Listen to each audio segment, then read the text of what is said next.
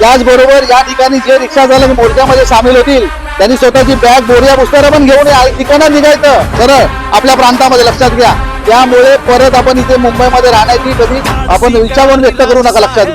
नमस्कार, मी संदीप राणे, शहर अध्यक्ष मीरा भाईंदर. तुम्ही बघत असाल महाराष्ट्र सरकारने एक आदेश काढलेला की 1 मे पासून ज्या रिक्षा चालकाला मराठी येत नाही त्यांच्यावर कारवाई केली जाईल. मी या निर्णयाचं मनापासून स्वागत करतो.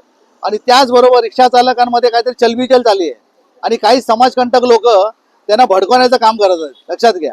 एका बाजूने मराठी असं व्हायला पाहिजे तसं व्हायला पाहिजे घोषणा करतात, दुसऱ्या बाजूने जे परप्रांतीय लोक आहेत त्यांना दिवसण्याचं काम करतात, लक्षात घ्या. महाराष्ट्राच्या विरोधात आंदोलन काहीतरी 4 तारखेला काहीतरी आंदोलन ठेवलंय. या गोष्टीचा मी निषेध करतोय आणि या रिक्षा चालकांना मी सांगतोय की या मोर्चामध्ये तुम्ही जर सामील झालात त्यामुळे तुमची स्वतःची विटंबना होणार आहे, लक्षात घ्या. त्यामुळे समाजकंटक लोक काही तुम्हाला भडकवत असतील, मोर्चा काढूया स्वतःच्या TRP वाढवण्यासाठी, स्वतः बसणार बॉडीगार्ड घेऊन, स्वतः घेणार बॉडीगार्ड घेऊन आणि बाकीच्या लोकांना तुम्ही उपसवणार. या गोष्टी सहन केल्या जाणार नाही. मराठीच्या विरोधात, महाराष्ट्र विरोधात जर तुम्ही मोर्चा काढलात आणि जे रिक्षावाले त्याच्यामध्ये सामील होतील त्यांच्यावर कठोर कारवाई केली पाहिजे असं आमचं मत आहे. ज्या पोलिसांना पण मला विनंती आहे, त्याचबरोबर RTOना पण विनंती आहे की जे रिक्षावाले सामील होतील त्याची व्हिडिओ शूटिंग काढा. जे सामील होतील त्याच्यावर कठोर गुन्हा दाखल व्हायला पाहिजे.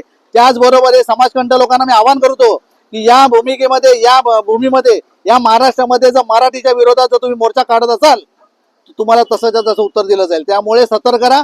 आपण गरीब लोक ह्यात आपण आपल्या कुटुंबाचं पालन पोषण करण्यासाठी या ठिकाणी आलेले आहेत. त्यामुळे चुकीच्या दिशाभूल करून पुन्हा ते तुम्हाला भडकवत असेल तर ते सहन केले जाणार नाही, लक्षात घ्या. तुमच्या काय चुकीचं घडलं असेल, तुम्हाला चुकीचे कोणी कागदपत्र दिले असेल त्यांच्यावर कायदेशीर गुन्हा दाखल करा. महाराष्ट्राच्या जे निर्णय त्याच्यामध्ये सामील व्हा, जेणेकरून महाराष्ट्र सरकारला पण तुमच्याबद्दल काहीतरी आपुलकी निर्माण होईल आणि चांगला काहीतरी निर्णय निघेल. पण महाराष्ट्राच्या आणि मराठीच्या विरोधाचं आंदोलन करत असाल तर तुम्ही याद राखा, ही महाराष्ट्र निर्माण सेना नाही तर मराठी माणसाची घाट आहे, महाराष्ट्राची घाट आहे, एवढं फक्त लक्षात ठेवा. धन्यवाद. तुर्तास थांबतो. जय हिंद, जय महाराष्ट्र.